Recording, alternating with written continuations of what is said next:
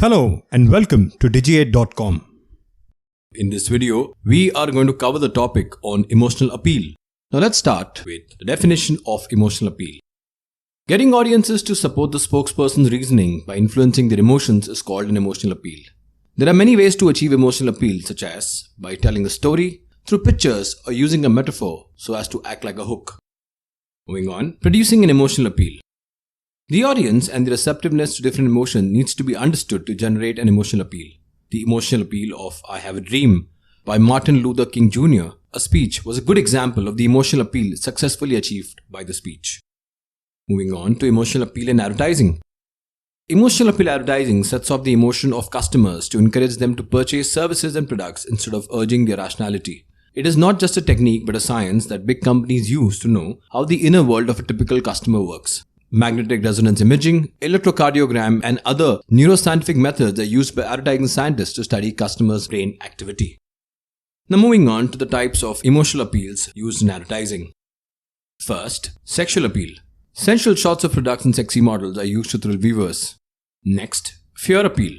Some advertisements highlight the possibility of loss, some highlight subconscious fears. Next, humor appeal. Humor can make things light and bring respite to what might otherwise be a dull and boring ad. Next, adventure appeal. Ads like this inspire people to join in as part of the brand heritage to feel something new and exhilarating, such as this ad by Jeep. Next, empathy appeal. Communicating a message depends on your capability to get the audience to relate with the problem. In this case, the campaign from Nike was on Find Your Greatness. Next, scarcity appeal.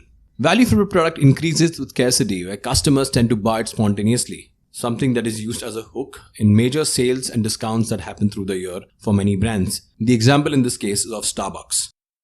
Next, testimonial appeal. By testimonials, the conventional idea of people praising a product or brand comes to mind. Testimonial works in today's world because of product reviews and ratings given on all the possible mobile apps that we use today. In fact, testimonials have taken shape of user-generated content, wherein users post about products on their daily use on social media platforms, thus promoting the brand on several platforms and making it sound more authentic.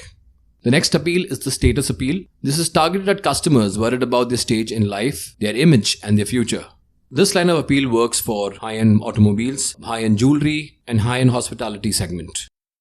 Next, pain appeal. People tend to seek solutions for issues that cause them detectable pain regularly and are strongly motivated by it. In this case, an ad by IKEA where they are trying to promote is their shoe rack. Pain points are basically solutions. Pain appeal works well when the brand gives a straightforward solution to the customer, as done perfectly by IKEA in this ad. And finally comes the natural appeal.